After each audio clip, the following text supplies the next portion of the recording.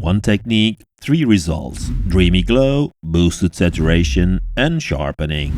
Today, using Affinity, I'll show you how a single setup can handle all 3 non-destructively. Let's jump right in. First thing I'm going to do is to duplicate the image layer. I'll use the context menu from the Layers panel, but remember that you can also use the shortcut key Command or Ctrl J. Next, I'll add a black and white gradient map. As I already have a preset for this, I'll apply my preset from the Adjustments panel, which will just add a gradient map adjustment where the colors go from black to white. However, I need the opposite, so by using the reverse button in the dialog, I now have a gradient map which goes from white to black.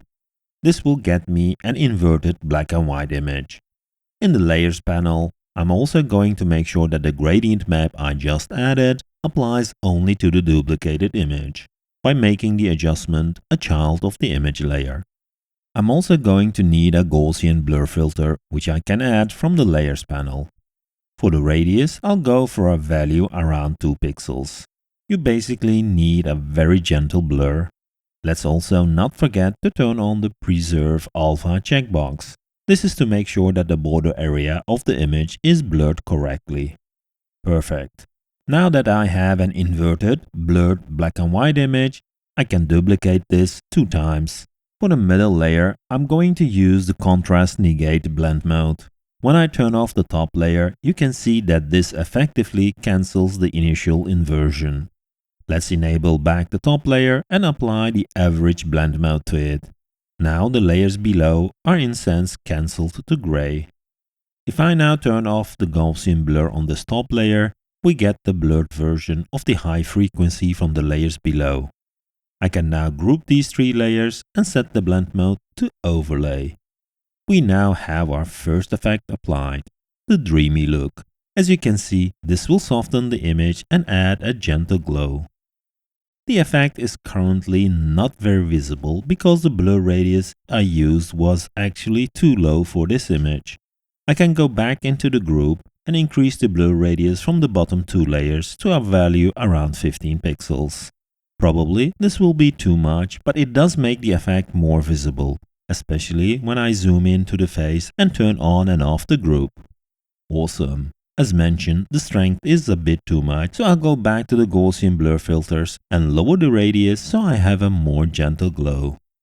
Now the second effect we can apply with this setup is something I call flat saturation. Let me disable the middle layer in the group. By doing this, I get this oversaturated and unpleasant effect. The trick is now to go to the group and open up the blend ranges. From the blend ranges, I can lower the effect from the midtones, and there you go.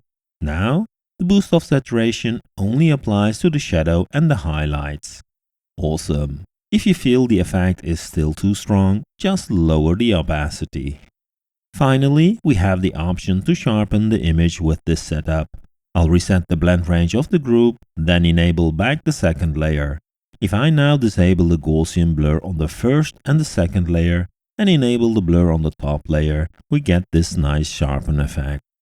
Let me zoom in the image and increase the blur of the top layer so the sharpen effect is more visible. By disabling and enabling the group, we can see how this indeed sharpens the image. If you want a softer sharpening, just turn on the blur on the second layer in the group. This will dim down the sharpen effect. So there you go. What I love most about this technique is just how flexible it is. With a few quick changes, you can seamlessly shift between the 3 effects, all from the same setup. Let's try it on a couple of other images. By the way, you can download the macros I used in this video from the link in the description. Here I have an image where the skin tone is quite dull. Let's quickly apply the flat saturation macro, which applies the steps I demonstrated. That looks much better. In this image, I'll apply the dreamy glow. The effect is not very strong, it just gives that extra softness to the photo. You can also combine these, of course. I'll select the image and apply the flat saturation first to bring back some color to the skin tones. Using the opacity, I'll dim it so it feels more natural. I can now select the original image again and apply the sharpen variant. Here's the before and here is the after. Pretty cool. On this image, I'll apply the flat saturation, but this time, instead of lowering the opacity, I can use the soft light blend mode. As the soft light blend mode is a dimmed down version of the overlay blend mode, the overall effect will not be that strong. If you're looking for a more stronger and creative look, you can also use the reflect blend mode. This will really boost up the contrast in the image. I'll also add the dreamy look to it, and when we zoom in, we can see the difference.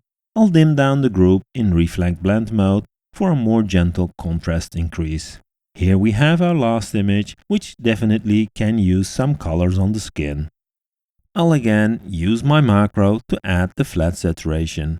To make the effect a bit stronger, I can open up the blend options and adjust the lower midpoint to fine-tune it. Hope you liked this video and found it useful.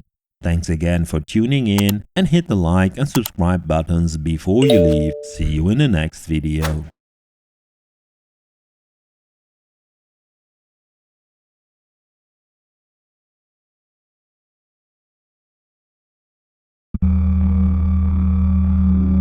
Real quick, what's the prices here on these three machines we've seen, Keith?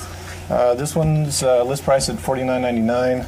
This one goes for $95 or 11 grand, okay, depending on the drive. Kevin? This is $79.99 without modem, 2 megabytes, 40 megabyte hard disk, and $84.99 with. Well, this is equivalent to an IBM AT. This is a 12 megahertz 286. It's got a 287 socket.